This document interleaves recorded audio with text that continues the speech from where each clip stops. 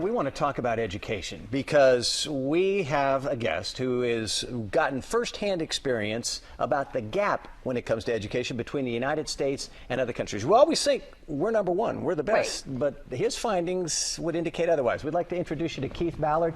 He is a middle school teacher from San Diego, and welcome to the show, Keith. It's an honor and pleasure to be here. Thank you very much. What got you interested in doing this? Well, sheer frustration. I've been teaching for 17 years. I was a 2003 Milken United States National Educator, and I knew something was wrong, and I could see it in the generation. So I researched this, and I decided to go to China and India for 30 days. I looked inside 22 schools, and let me tell you, it's not just a little bit better, it's a whole lot better. And specifically China, here's how I try to describe it, since we all seem to understand the game of football here in America.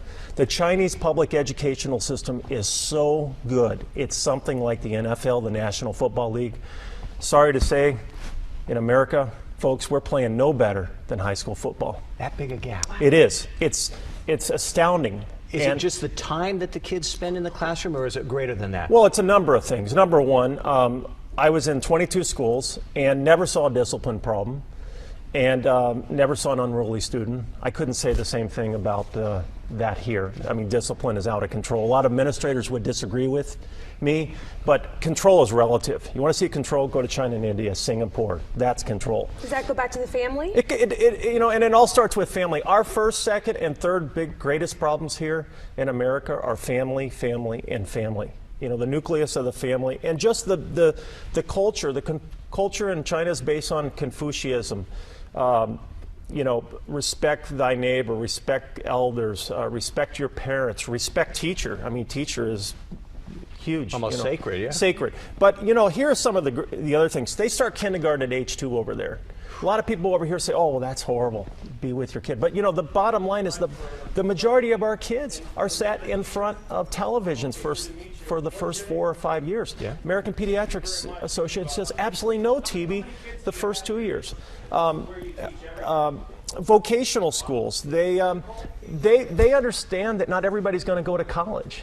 Our No Child Left Behind's left so many kids left behind. So about 50% of their kids actually are put into great vocational schools. So when they exit high school, they have a real job, where a lot of our kids don't have much at all. They can't even find a minimum wage. Well, and we've taken away those classes, shop class, auto class. We don't even offer those anymore. I don't know who's running the system in Sacramento, but I'll tell you what, they got it really wrong. They need to come and ask guys like me at the ground level.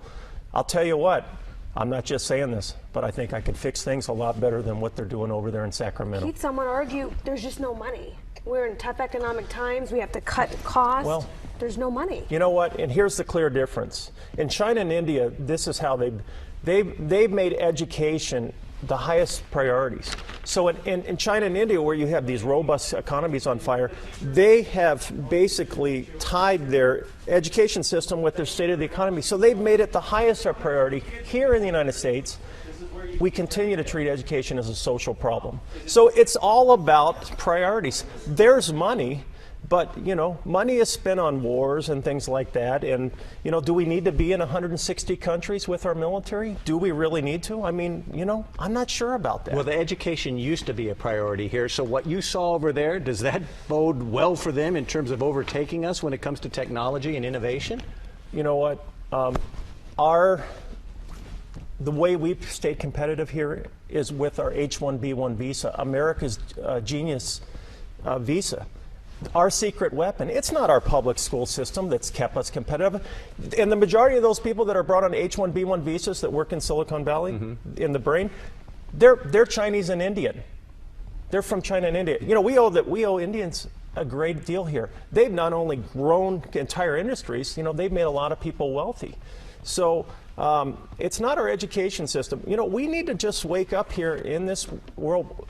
I was just listening to a report with Dan Rather. We're just not globally competitive. And you know what? Who's really not globally competitive? Our educational administrators. Most of them don't even know what they're competing against. When we talk about competition here in San Diego and in Sacramento, what are we competing against? We're competing with the district next door or the school next door. That's irrelevant in a global economy. We should all be together competing against another country. The real real message is, how are we competing against Qingdao number 51 or Shanghai 2 or Peking or Seoul? That's the competition. Asia is the competition, and boy, they are, right now, I don't know if I said this, but 230 days a year versus our 175 or 180 here. They're clearly 50 days ahead, and they're doing 3.5 hours more per day inside those schools. Here, for Californians, real quick, here's how it's going to look at the end.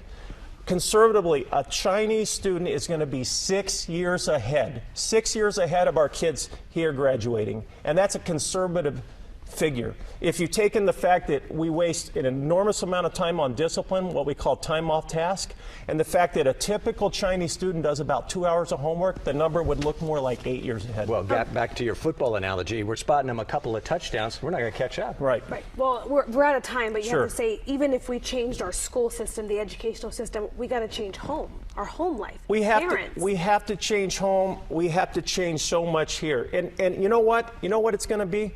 People are the ones that are going to have to change. It's individuals, communities, family. Government cannot do that. It's people.